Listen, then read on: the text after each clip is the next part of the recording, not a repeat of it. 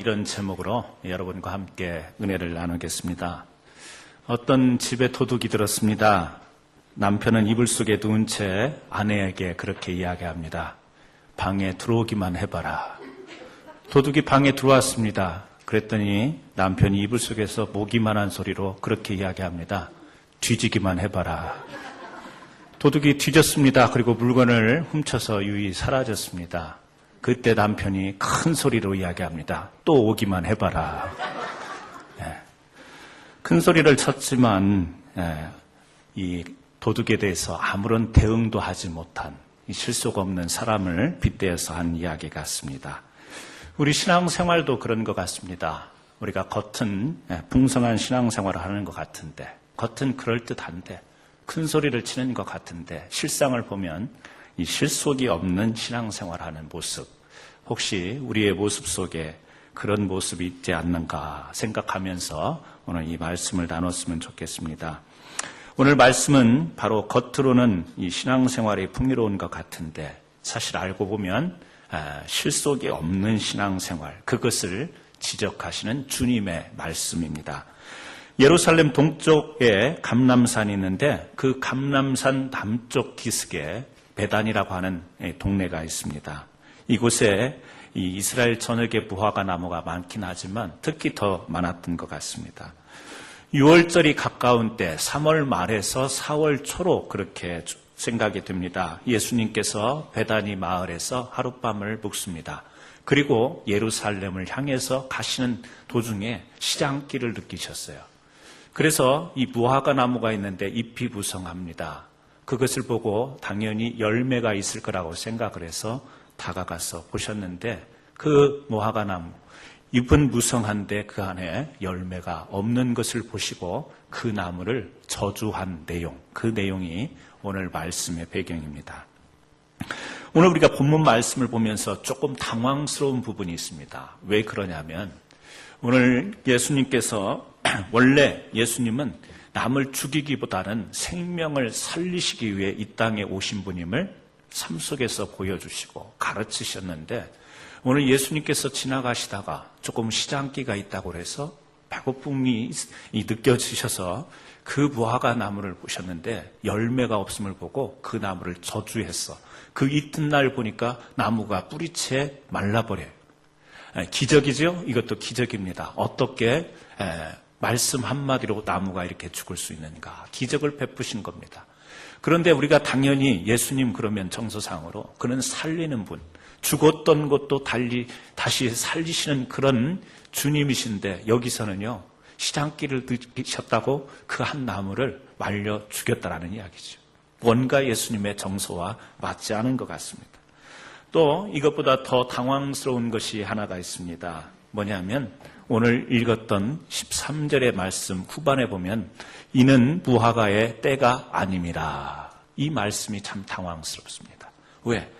때가 아닌 무화과가 열릴 때가 아니라는 거예요. 과일, 과실 이런 것들이 때가 있어야, 때가 돼야 다 무르익고 열매를 딸 수 있잖아요. 그런데 아직 무화과가 그 맺힐 때가 아닌데 예수님께서는 그 나무에 열매가 없다고 그 나무를 저주하셨다라고 하는 겁니다. 그런데 오늘 이 말씀을 보면서 우리가 그런 당황스러운 부분이 있긴 하지만 왜 주님이 이런 모습을 통해서 이 하나님 말씀 가운데서 우리에게 보여주시고 나타내냐는 거죠. 여러분, 상징 행위라는 게 있죠. 뭐죠? 상징적인 것을 통해서 우리에게 뭔가 전달하시고자 하는 의도가 있다는 겁니다. 그렇다면 주님의 의도는 무엇이었을까? 오늘 우리가 그렇게 한번 말씀을 살펴보았으면 좋겠습니다. 이스라엘의 무화과 나무는요, 이 4월부터 10월까지 모두 5차례의 열매를 맺는다고 해요. 그러니까 이 첫 번째 열매가 맺히고 나서 그것이 떨어지고 나면 또 열매를 맺고 또 그것이 떨어지면 또 열매를 먹고 5번 이렇게 반복하는 이 무화과 나무라는 겁니다. 그런데 이 열매를 이제 첫 번째 맺히는 그 열매를 히브리 말로는요, 다르게 부른다라는 거예요. 어떻게 부르냐면 파게라고 그렇게 히브리 말로 파게 이렇게 부른답니다. 그러니까 5번 열매 맺히는 무화과 나무, 똑같이 무화과 이 열매가 맺히는데 첫 번째 열리는 것을 파괴다 이야기하는데, 그것은요, 사람이 먹기가 쉽지 않다라는 거예요. 이게 달아야 될 열매가 그렇게 달지 않고 열매도 작고, 그래서 상품성이 전혀 없는, 어디 내다가 팔지도 못하는 그런 열매가 처음 열리는 파괴라는 거예요. 그래서 그것은요, 동네 사람들이, 가난한 사람들이 지나가다가 너무 배고프면 그때 좀 따서 배고픔을 달래는 것으로, 오히려 주인은 그것을 따내야 다음 열매가 맺기 때문에 일부러 그걸 따줘야 되는데, 가난한 사람들, 배고픈 사람들이 따먹는 것은 아주 어떻게 보면 고마운 일이 될 수 있는 것이에요. 그래서 이 파괴라고 하는 이 첫 맺히는 무화과 나무는요, 그런 열매다라는 거예요. 그리고 이제 두 번째부터 당도가 있고 아주 상품성이 있고 좋은 무화과 이 과실이 맺히는데, 그것은 테나 이렇게 불렀어요. 히브리 말로 테나 이렇게 부른다 합니다. 그러니까 똑같은 우리 한국말로 성경의 번역은요, 그냥 무화과 열매, 무화과 과실 이렇게 이야기하지만, 히브리 사람들, 이스라엘 사람들은 구별이 간다라는 거예요. 첫 번째 것은 파괴, 두 번째 것은 테나. 그래서 이 예루살렘의 많은 도시 가운데에 특별히 이 무화과가 이렇게 많이 열리기 때문에 동네 이름이 무화과 열매와 관련된 동네 이름이 나오죠. 마가복음 11장, 우리 1절 말씀을 한번 보실까요? 11장 1절 말씀에 보면 우리 같이 한번 읽어보실까요?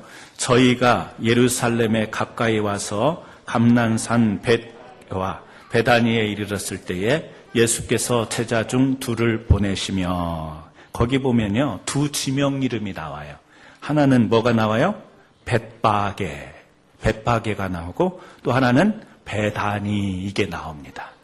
그런데 이 앞에 이 벳바게는 벳과 바게의 합성어로 되어 있어요. 벳은 뭐냐면 집이라는 뜻입니다. 그러니까 베다니도 시옷 받침이 없긴 하지만 같은 거예요. 집이라는 뜻이에요. 근데 바게는 뭐냐면 아까 말씀드린 뭐예요? 파괴. 처음 열린 무화과 열매를 파괴라고 그랬죠. 그러니까 집, 그리고 바게는 무화과 나무, 처음 열린 열매. 그래서 뭐가 돼요? 무화과 나무의 집, 이런 뜻을 가지고 있는 동네가 여기 벳바게예요. 베다니는요, 역시 배라고 하는 이 집이라고 하는 단어와 더불어서 테나, 그게 합쳐져서 베다니, 역시 이 뜻도 뭐냐면 무화과 나무의 집. 그래서 벳바게와 베다니가 다 이 무화과 나무가 많이 열렸기 때문에 그 동네 이름을 벳바게와 베다니로 불렀다. 우리가 그렇게 성경을 이해하시면, 이 지역에 얼마만큼 무화과가 많았었는가. 예수님께서 베다니에서 예루살렘으로 가다가 무화과 나무를 보고 지금 그 무화과 나무를 저주하는 배경입니다. 근데 오늘 이 말씀을 우리가 그렇게 이 이스라엘 백성의 그 삶의 현장을 좀 이해하면서 이 말씀을 조금 다시 풀어서 우리가 이해하면 제가 이렇게 말씀을, 이 성경 구절을 이야기할 수 있을 것 같아요. 이튿날 저희가 베다니에서 나왔을 때에 예수께서 시장하셨다. 멀리서 잎사귀 있는 무화과 나무를 보시고 열매, 파괴가 있을까 하여 가셨더니 가서 보신즉 잎사귀 위에 아무것도 없었다. 예수께서 파괴를 찾으신 것은 때가 6월절쯤 아직 본격적인 무화과 테나의 때가 아니었기 때문이다. 6월절 즈음에 잎사귀와 동시에 맺어야 할 파괴를 맺지 못하고 잎만 무성한 무화과 나무를 보시고 예수님은 저주하셨다. 여러분 조금 이해가 더 되실지 모르겠습니다. 그러니까 무화과 때가 아니었다, 이 말씀이 참 우리에게 이해하기가 힘든 말씀인데, 이스라엘 사람들의 그 재배하는 무화과 나무의 이 식물적인 특성을 우리가 기억하면 아직 정말 사람들이 먹을 수 있는 그 열매로 따서 먹을 수 있는 그런 테나가 열리기 이전의 때였다. 그런데 그런 가운데서도 잎이 무성하니까 그 잎이 무성한 가운데에서 그냥 떨떠름하고 그냥 배만 임시적으로 채울 수 있는 그런 파괴라도 주님은 따시려고 갔는데 그 잎이 무성한 가운데 그 열매도 없었다. 지금 그런 이야기가 되는 것이죠. 자, 이것은요, 바로 이 실행은 없고 외식만 일삼는 유대인들을 상징적으로 책망하시기 위해서 이 무화과 나무를 빗대어서 주님께서 말씀하신 것입니다. 무화과 나무는 이 열매와 더불어서 이 잎이요 같이 동시에 나온다고 그러죠. 그러니까 주님이 보실 때는 잎이 무성했다 그러면 반드시 거기가 열매가 있어야 되는데, 잎이 무성한 뒤에 나중에 열매가 맺히는 게 아니라 이 동시에 맺는 거기 때문에 당연히 거기에 열매가 있어야 되는데 그것이 없었다라는 거죠. 뭐죠? 유대인들의 신앙의 상태를 이야기합니다. 그들의 신앙의 행위, 그들의 신앙의 모습은 뭔가 겉으로는 그럴듯한 거예요. 그런데 그 실상을 들여다보면 그 안에 하나님이 기뻐하실 수 있는 신앙의 열매는 없더라. 그것을 지금 지적하시고 책망하시기 위해서 이 무화과 나무를 앞에 두고 말씀하시는 겁니다. 오늘 이 무화과 나무를 통해서 가르쳐 주시는 교훈은 우리에게도 동일하게 적용되는 줄 믿습니다. 하나님은요, 우리가 신앙생활 가운데에 참된 열매를 맺기 원하십니다. 열매 맺는 신앙생활이 되기를 원해요. 겉만 무성하고 소리만 큰 그런 신앙생활 아니라 진짜 실속 있는 그런 신앙생활을 원하시는 줄로 믿습니다. 그래서 오늘 이 말씀을 통해서요, 우리는 주님이 원하시는 어떤 열매를 맺어야 되는가 두 가지를 생각해 봅니다. 첫 번째는요, 영혼을 사랑하는 마음의 열매를 맺어야 된다는 겁니다. 영혼을 사랑하는 마음의 열매를 맺어야 된다. 유대인들, 특히 바리새인들은요, 율법의 깊이를 가지고 있었습니다. 바리새인들은 율법을 철저히 지켰습니다. 하지만 그들이 잃어버린 영혼, 한 영혼에 대해서는 관심이 없었어요. 그래서 이 율법을 잘 지키는 것이 중요하긴 한데, 율법을 자기네들은 잘 지키면서 잘 지키지 못하는 사람들에 대해서 어떻게 했죠? 정죄합니다. 비판합니다. 우리는 하나님 앞에 안식일도 철저히 지키고, 우리는 금식도 하고, 우리는 11조도 하는데, 그러면서 자신들의 그 신앙의 행위가 기준이 되어서 나중에 나오는 결과는 뭐예요? 다른 사람을 정죄하는 거예요. 너희들은 왜 그렇게 하지 못하느냐? 너희들은 왜 그렇게 믿지 못하느냐? 우리는 이렇게 잘 믿는데 뭐예요? 자기들의 의를 드러내는 거예요. 신앙을 통해서 하나님께서 관심 가지고 있는 한 영혼들이 구원받기를 원하시고 한 영혼들이 생명을 얻고 회복이 되는 신앙으로 나오는데, 우리의 신앙의 행위가, 우리의 율법이 보조하고 받쳐주고 필요한 것이 아니라 오히려 바리새인들은, 유대인들은요, 그것을 통해서 그 자기네들의 신앙의 어떤 행위, 이런 것이 기준이 되어서 다른 사람을 정죄하는데 온통 신경을 가졌던 것 같아요.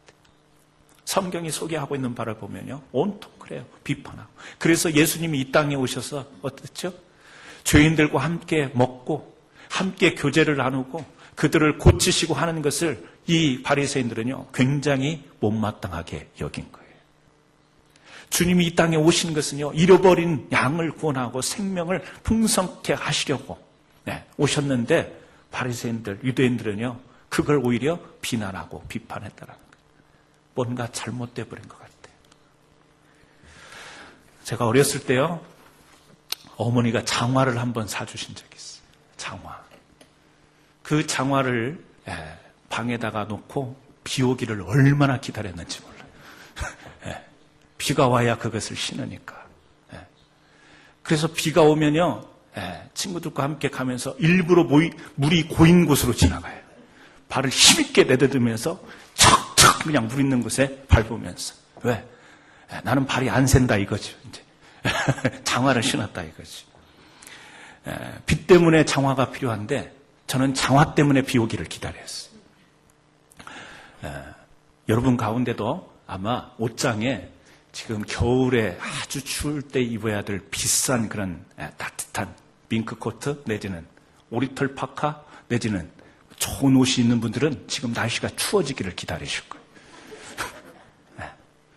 아니면 또 쇼핑을 이제 조만간에 해야 될 텐데, 그런 것을 사는 사람들은요, 사실은 날씨가 춥기 때문에 방한하기 위해서 우리가 옷을 입고 두터운 옷을 사 입고 이러는 건데, 뒤바뀌는 사람들이 있죠. 왜? 너무 입고 싶은데 날씨가 안 추워. 화가 나죠? 짜증나죠. 어떤 분은 그랬다고 그래요. 주부가 주방에서 음식을 만드는데 칼이 너무 안 드는 거예요. 칼이 이게 안 드니까 얼마나 음식을 만들었나 짜증나게 했어요. 남편이 독일제 칼을 선물해 준 거예요. 근데 이분이 이제 주방에만 칼을 드는 게 아니라 사방을 칼을 들고 다녀요. 뭐 자를 거 없나. 너무 잘 드니까. 칼이 잘 드니까. 네. 뭐지요? 주객이 전도되는 겁니다. 우리가 유대인들의 신앙에 이런 면이 있었습니다. 신앙, 율법, 예배, 형식 다 중요합니다. 그러나 그런 것은요, 한 영혼을 구원하시기 위해서 하나님께서 우리에게 주신 것들이에요. 어떻게 보면 도구입니다. 그런데 유대인들에게는 그런 제대로 된 하나님의 뜻을 추구하는 신앙의 열매가 없었던 거예요. 그 자체 주객이 전도되어서 영혼들은 오히려 정죄하고 영혼들을 심판하고 영혼들을 비판하면서 자기네들이 지키는 의 거기에 온통 힘을 기울였다는 것이죠. 그래서 예수님은 오늘 말씀의 구체적인 예로 성전에서의 잘못됨을 지적하세요. 오늘 이어지는 말씀입니다. 무화과나무 이야기를 하고 나서요, 이어지는 말씀이 뭐예요? 성전 청결의 사건, 우리가 그렇게 호칭합니다만 예수님께서 성전에 가셨어요. 그런데 거기에서요, 이제 성전에서 제사 드리기 위해서 필요한 예물들을 매매하고 이렇게 파는 사람들, 돈 바꾸는 사람들이 있는데 온통 성전이 그런 사람들로 가득 차 있는 거예요. 성전은 뭐예요? 하나님 앞에 예배하는 곳. 예배를 통해서 하나님의 뜻을 깨닫고 하나님의 뜻을 순종하는 거예요. 그렇다면 그 성전에서 이루어져야 될 예배는 뭐냐? 하나님의 뜻을 알고 그곳에서 오늘 또 한 영혼이 돌아오기를 원하시는 하나님의 뜻, 천하보다 한 영혼이 귀하여서 그를 부르시기를 원하시는 이 하나님의 뜻을 발견하는 것이 성전이 존재해야 될 이유인데, 근데 거기에서요 막 사고 팔고 그런 하나님의 뜻을 먹고 심지어는 거기에서 그냥 먹고 사는 생계의 수단의 처소가 성전이라는 거예요. 그래서 예수님이 화를 내뿜으면서 거기에서 뒤엎으시죠. 뭐예요? 예수님께서 어떤 혈기를 부리시는 겁니까? 아니죠. 성전의 본 목적이 뭐냐는 거예요. 너희들이 성전에서 모여서 예배하고 거기에서 지금 예물을 팔기도 하고 사고 파는데 정말 하나님의 뜻을 추구하는 성전다운 성전을 너희들이 이루고 있냐라는 거죠. 아니죠. 너희들은 지금 다른 것으로 대체하고 있다. 먹고 살기 위해서 어떤 생활의 생계의 수단을 위해서 거기에서 성전이 장사되는 것, 그것을 예수님께서 지적하십니다. 성전에서 형식적인 예배를 드린다. 유대인들이 예배를 드리는 것 같지만 그 속내는 뭐예요? 다 자기 살 궁리만 하는 거지 하나님의 뜻을 찾는 것이 아니라는 거지. 오늘 교회에서 드려지는 이 예배를 통해서 우리는 진정한 하나님의 뜻을 찾아야 될 줄로 믿습니다. 그것은요, 영혼에 대한 관심을 가졌어요. 예수님이 우리 한 사람 한 사람을 얼마나 귀하게 사랑하셨어요. 친히 이 땅에 오셔서 자기 몸을 던지시고 자기 몸을 희생하시고 우리 자신과 바꾸신 거예요. 그래서 십자가에 달리실 때도 자기를 해하고 자기에게 그 십자가에 매달은 그 군인들, 그 사람들을 향해서 주님은 어떻게 말씀하세요? 저 원수들 이렇게 말씀하시잖아요. 나를 힘들게 하는 저것들, 이런 대항하는 말씀을 하지 않았습니다. 뭐죠? 저희도 아버지여 저들을 사하여 주옵소서. 자기들이 하는 것을 알지 못하나이다. 자신이요 십자가에 매달려 죽으면서 죄도 없으신 그분이 이 군인들이 와가지고 자기를 잡는데 그들을 향해서 주님이 하신 말씀은요, 다른 말씀이야. 저들의 죄를 사하여 달라고, 저들이 하는 일을 깨닫게 하다. 예수님이 돌아가시면서까지 그 마음에 품으셨던 것은요, 영혼에 대한 사랑, 영혼에 대한 관심이었던 거예요. 오늘 주님이 우리에게 그런 모습을 보여주십니다. 그래서 오늘 우리는요, 주님의 뜻을 이어가는 사람들이 돼야 돼요. 예수 믿는다라는 것은 단순히 생각, 마음으로 믿는 그것이 아니라 예수의 삶을 이어가는 사람들이 되어야 됩니다. 그렇다면 오늘 주님께서 우리에게 보여주신 한 영혼에 대한 관심, 우리 마음속에요, 영혼을 사랑하는 그 마음을 우리가 품어야 될 줄로 믿습니다. 그래서 우리가 교회 다니는 사람은 누구나 그런 마음의 부담은 있어요. 왜? 이런 뜻을 알기 때문에, 이런 하나님의 뜻을 알기 때문에, 그래, 전도하자. 그러면 전도해야 되는데 그 책임감이 느껴지는 것이 사실입니다.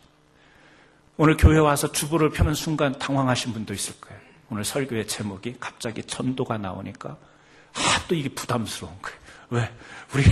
우리의 삶 속에 전도를 해야 되는데 문제는 뭐예요? 전도가 쉽지 않다라는 거예요. 어렵다라는 거예요. 전도가요, 쉬운 게 아니에요. 요즘에는 더 그래요. 왜? 포스트 모더니즘. 절대성이 사라지는 시대입니다. 여기도 옳고 저기도 옳고, 기독교도 맞고, 이슬람도 다, 불교도 서로 다 통하는 면이 있고, 다 근본적인 종교의 원리로 따져보면 그게 그거다. 맥락이 같은 거다. 뭐예요? 하나님의 절대구원. 우리 하나님의 절대성이요, 갈수록 무너지는 세대예요. 그 절대성이 무너지다 보니까 특별히 그것 아니어도 된다라는 의식이 사람들의 사상 속에 들어오는 거예요. 꼭 교회 안 가더라도, 꼭 예수를 영접하지 않더라도 이게요, 오늘날 포스트 모더니즘의 사람들의 이 사상, 계속 그렇게 흘러간다는 거죠. 또 하나의 이유는요, 세상이 너무 재밌습니다. 오늘날 세상에 재밌는 것들이 얼마나 많은지 몰라요. 그래서 사람들이 이제는요, 갈수록 재미있는 것을 추구합니다. 희생하지 않으려고 합니다. 심지어는 교회에 믿는 사람들도 이제는 예전처럼 그렇게 헌신하며 수고하며 믿음의 생활을 하려고 하지 않습니다. 편리하게, 쉽게, 그리고 귀찮은 것. 그래서 갈수록 사람들에게 교회에 가서 우리의 예수 그리스도를 영접하고 우리의 죄사함을 받고 구원함에 하나님의 자녀로서 살아갈 것을 우리가 그렇게 전할 때 사람들이 쉽게 받아들이지 않는다라는 거예요. 여러분 전도해 보신 경험 있으세요? 여러분 전도에 어떤 열정을 가지고 다가가 보신 적 있어요? 쉽지 않아요. 쉽지 않습니다. 그래서 오늘날 세상이 자꾸 그렇습니다. 믿음을 거부하는 시대. 믿음을 거부하는 시대. 어렵긴 하지만 또 한편으로 우리의 마음속에 우리가요, 그런 어려움 앞에서 어떤 생각을 하냐면 아예 미리 전도는 해야 된다. 영혼들을 사랑해야 된다. 마음은 있지만 미리 포기해버리는 거예요. 어려우니까, 힘드니까. 그래서 세상이 갈수록요, 그냥 내 중심적인 신앙에 머무릅니다. 마지막 때는 자기를 사랑하고, 돈을 사랑하고, 세상을 사랑하는 이런 시대로 흘러가는데 우리 믿음의 사람들도요, 내 신앙 하나 이제 간수하기도 힘든 시대가 돼버린 거예요.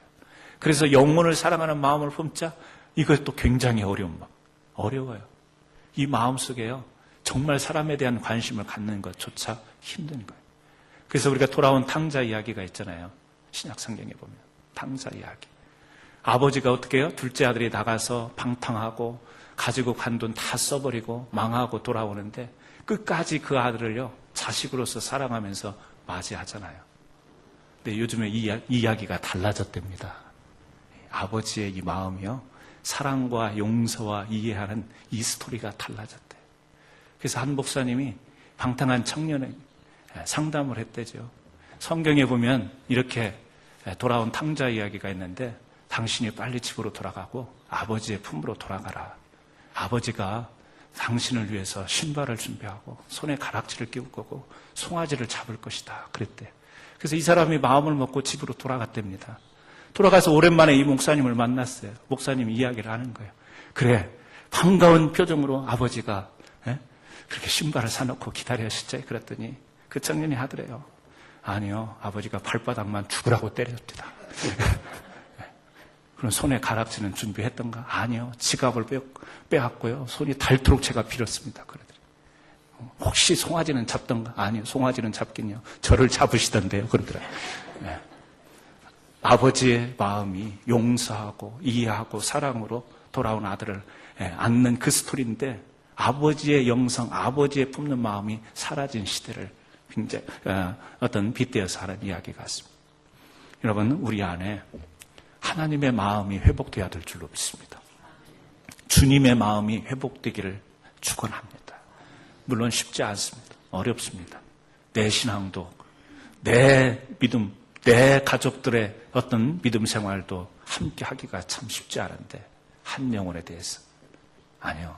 오늘 우리가 다시 한번 진정한 주님의 뜻을 구하는 삶을 살아간다면 우리가 여러 가지 교회에서 봉사도 하고 헌신도 하지만 어찌 보면 그것이 자칫 잎만 무성한 무화과나무 같이 될 수가 있는 겁니다. 그 안에 진정한 영혼에 대한 열매, 이 마음속에 영혼을 사랑하는 마음이 여러분에게 있기를 주의 이름으로 축원합니다. 두 번째, 사람을 전도하여 영혼의 열매를 맺어야 합니다. 현대 조직신학자 중에 가장 유명한 사람을 한 사람 들라면 그 사람은 웨인 그루뎀이라고 하는 사람입니다. 이 사람의 이 조직신학이라고 하는 책을 세계 유수한 신학교에서 다 교재로 사용을 하고 있습니다. 이 조직신학이라고 하는 책에서 이 웨인 그루뎀은 교회가 어떤 곳인가를 세 가지로 그렇게 정리해서 이야기합니다. 먼저 교회는 뭐냐? worship, 예배하는 곳이다. 그래서 하나님께 예배하는 일에 목숨을 걸어야 되는 곳, 그곳이 교회다, 이렇게 이야기를 합니다. 두 번째는 바로 예배할 뿐만 아니라 교회는 하나님께 예배할 사람을 모으기 위해 전도하는 곳이다, 이렇게 이야기를 합니다. 전도하지 않고는 하나님을 예배할 사람을 모을 수 없기 때문에 그렇습니다. 세 번째, 교회는 전도한 사람들로 양육하고 훈련하는 곳이다. 부단히 하나님의 말씀을 성도에게 가르치고 양육하고 훈련시키는 것이 되어야 된다. 세 가지를 이야기합니다. 예배와 전도와 양육. 그런데 사실 이렇게 예배와 전도와 양육을 우리가 균형 있게 이루어야 되지만 사실 전도가 있어야 사람들이 와야 예배를 함께 드릴 수 있는 것이고 전도가 되어야 사람들을 양육하고 할 수 있다는 점에서 전도의 중요성을 우리가 일깨우게 됩니다. 교회는 영혼 구원하는 일을 감당할 때 교회다운 교회가 될 수 있는 것입니다. 여러분들이 하나님의 부르심을 받고 이 자리에 와서 구원의 감격을 누리시기 때문에 오늘 우리 교회의 존재 이유가 있는 거예요. 우리가 구원과 상관이 없고 우리의 영혼의 구원과 상관이 없이 오늘 모인다면 우리도 세상의 어떤 모임과 다를 바가 없을 겁니다. 그냥 우리끼리 좋은 모임, 그냥 친목하는 모임, 아니면 공통된 어떤 추구하는 것 때문에 모인 모임에 불과할 겁니다. 그러나 우리가 모인 곳을 교회라고 이야기합니다. 하나님의 교회입니다. 이 교회는 바로 우리의 영혼의 구원과 관련되어 있는 곳이에요. 그래서 여러분 한 사람 한 사람이 그런 구원을 체험했듯이 우리 교회는요, 전도를 통해서 영혼들이 구원받아야 될 처소. 비록 보기는 화려하지 않고 시설이 좋지 않더라도 예수 그리스도의 그 구속하신 은혜가 존재하여서 어떤 겉으로 보여지는 것과 상관없이 바로 이 영성을 붙들 때 하나님의 교회가 교회다운 교회가 되는 것이고 또 그것을 온전하게 추구할 때 교회가 진정으로 부흥하는 줄 믿습니다. 교회가 큰 교회들이 많이 있습니다. 작은 교회도 많이 있습니다. 큰 교회, 작은 교회가 중요한 게 아니고 그 안에 예수의 생명이 있느냐, 이것이 중요한 줄로 믿습니다. 이것을 회복할 때 교회가 진정으로 부흥할 수 있는 줄로 믿습니다. 사람이 많이 몰려왔는데 그 사람들 마음속에 이 마음속에 예수가 없다면 그건 부흥이라고 이야기할 수가 없습니다. 많은 사람들이 와서 행사를 많이 하긴 하는데 그 안에 예수의 생명이 드러나지 않는 것은 그건 부흥이라고 이야기할 수 없습니다. 한 사람이 와도 그 사람이 주님 앞에 회개하고 돌아서서 하나님 나라를 자기의 유업으로 받는 역사가 일어날 때 교회는요, 부흥하는 거예요. 우리 교회는 그런 부흥이 일어나야 될 줄로 믿습니다. 하나님이 우리를 먼저 부르신 게 왜 그래요? 베드로전서 2장 9절에 보니까 그런 말씀을 합니다. 우리를요, 택하신 족속, 왕같은 제사장, 거룩한 나라로 부르셨대요. 그렇게 부르신 것은 뭐냐면 하나님의 아름다운 덕을 선전하게 하기 위해서 우리로 하여금 죄 가운데서 불러내셔서 구원받은 백성으로 삼으셨는데 그 구원의 감격을 선전하기 위해서 우리를 부르셨다. 그렇게 이야기를 합니다. 오늘 우리를요, 세상의 많은 사람 가운데 먼저 교회로 부르신 것은 우리가 받은 구원을요, 선전하게 하기 위함이다. 베드로전서에서 그렇게 소개합니다. 여러분, 그렇다면 오늘 우리가 이 교회에 와서 예배를 드리면서 우리는 분명한 그런 의식을 가져야 됩니다. 하나님이 나를 구원하심을 선전하는 사람이 되기를 원합니다. 이것이 바로 하나님 앞에서 열매 맺는 삶의 고백이 되는 것입니다. 전도의 중요성을 잘 알고 있는데 아까도 이야기했듯이 너무너무 어려워요. 전도가 어렵습니다. 힘들어요. 정말 어떤 때는요, 교회 한 사람 데려오려고 하면 정말 비유가 상할 정도예요. 맞춰주고 그냥 들어주고 달래고 이러면서도 또 그래갖고 교회로 올 것 같이 약속을 탁 해놓고 그 다음날 보면 안 나타나고 정말 지사 빤세요. 아주 정말 전도하는 게 너무 쉽지가 않아요. 쉽지가 않습니다. 여러분 그런 경우 없어요? 한 사람 좀 정말 영혼이 구원받는 것은 그 다음 하나님께 책임지고 어떻게든 교회라도 좀 데려가 보려고 애를 쓰는데 정말 내가 먼저 예수 안 믿었으면 한 대 쥐어 패고 싶고 욕하고 싶고 안 하려면 말하고 너무너무 치사해요. 그런 경우 많아요. 그런데 그런 어려움이 있지만 그럼에도 불구하고 우리가 해야 되는 것이 전도인 줄 믿습니다. 그래서 바울은 우리에게 어떤 이야기를 해요? 전도하기 위해서 먼저 이전에 되어야 될 것이 뭐냐? 기도다. 그렇게 이야기를 합니다. 골로새서 4장 3절 말씀에 이런 말씀이 있습니다. 또한 우리를 위하여 기도하되 하나님이 전도할 문을 우리에게 열어주사 그리스도의 비밀을 말하게 하시기를 구하라. 사람에게 가서 하나님에 관한 말씀을 말하기 이전에 하나님께 그 사람에 대해서 먼저 말하라는 이야기예요. 우리가 전도하면요, 어떤 사람만 데려올 생각만 합니다. 궁리만 합니다. 성경은 철저히 이야기합니다. 전도가 얼마나 어려운 것인가. 한 영혼을 주님 앞으로 인도한다는 것이 얼마나 어려운가. 왜?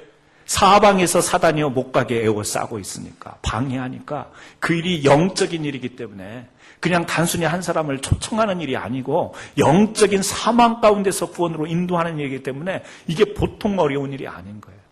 그래서 영의 일은요, 영으로 해야 되는 거예요. 우리가 좀 어떤 인간적인 친절함으로, 베풀므로, 물론 그런 것이 도움이 될 수 있지만, 그러나 영의 일은 영으로 해야 되는 거예요. 전도는요, 사전에 철저한 기도의 준비가 필요한 겁니다.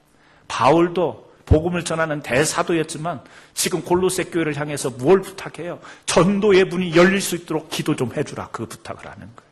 전도의 문이 열려야 된다.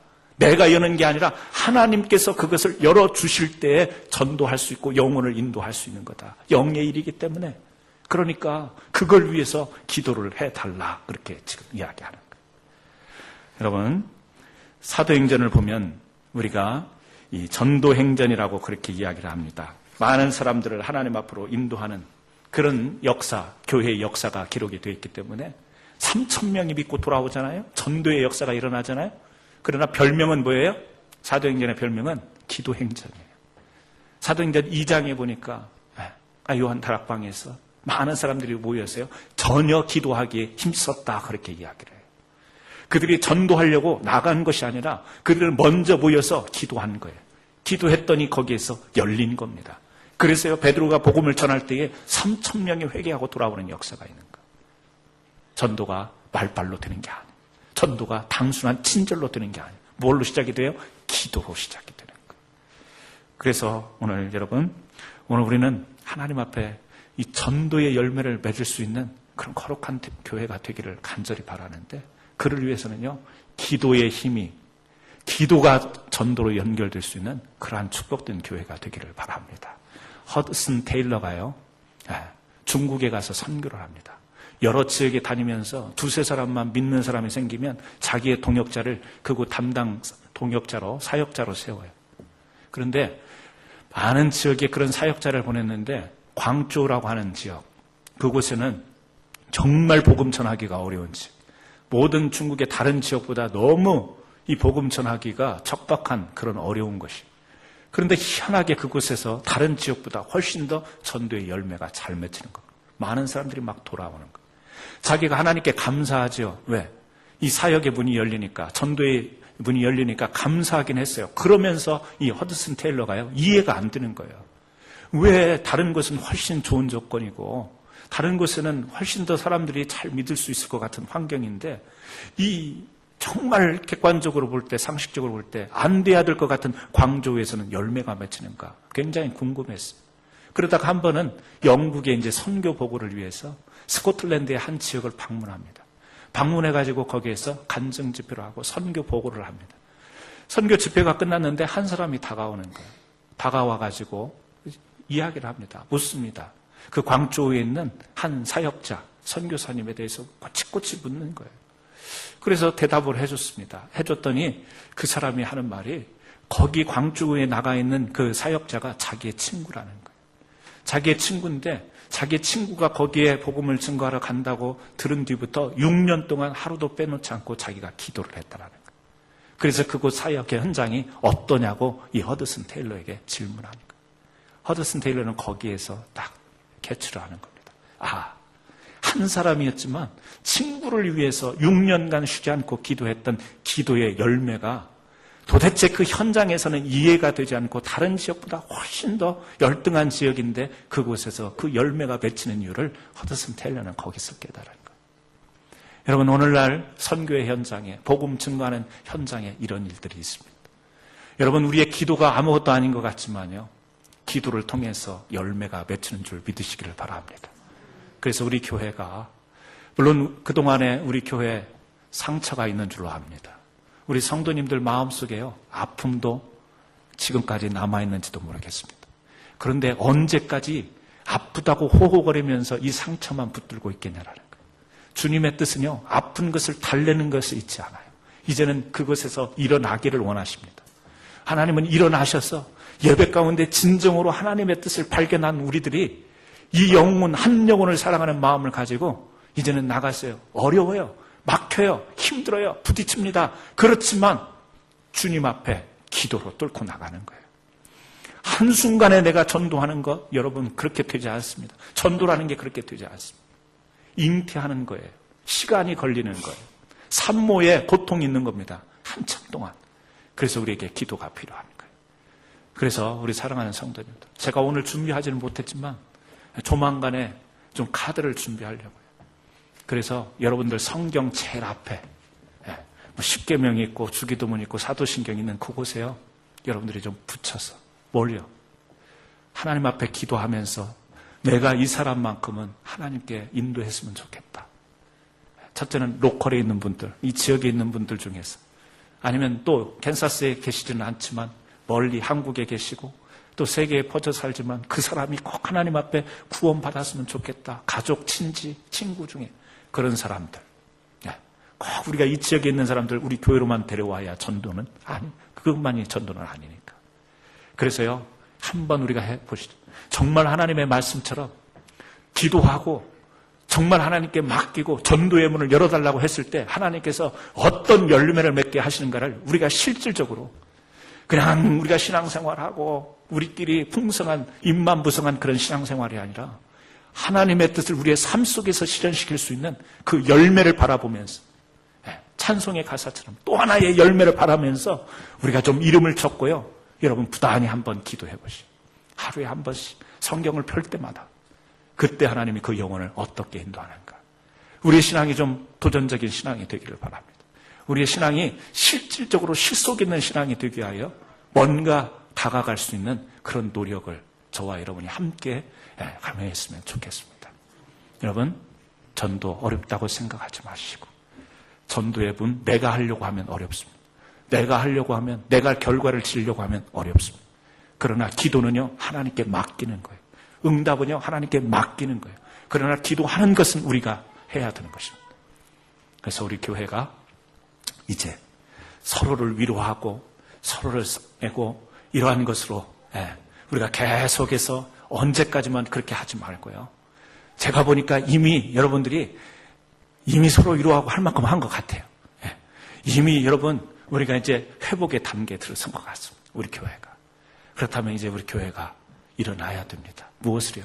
하나님의 뜻을 이루는, 한 영혼을 귀하게 여기고 한 영혼을 주님 앞으로 인도하는, 우리의 교회에서 예배드림이, 신앙이, 우리의 기도가 다른 사람을 정죄하고 판단하고 벽을 세우는 일이 아니라 이제는요, 하나님 앞으로 인도하는. 여러분, 그렇게 할 의향이 있으십니까? 그런 마음이 있으세요? 해보시자고요. 우리 교회가 해보시자고요. 우리 캔사스 한인 장로교회가 어떤 교회인가 한번 해보시자고요. 맨날 교회의 역사만 가지고 따지지 말고, 옛날에 우리 교인이었고 어느 교회가 어떻고 그런 이야기 이제 그만하고요. 우리는 모이면 관심 뭐예요? 기도하는 거예요. 오늘도 하나님의 뜻을 이루는 교회, 오늘도 하나님의 뜻을 이루기에 앞장서는 장로님, 권사님, 오늘도 하나님의 뜻을 이루기에 묵묵히 감당하는 우리 평신도 성도님들, 저는 분명히 하나님께서 우리 교회를 통해서 열매 맺는 사역을 감당케 하실 줄로 믿습니다. 기도하시겠습니다. 하나님 감사합니다.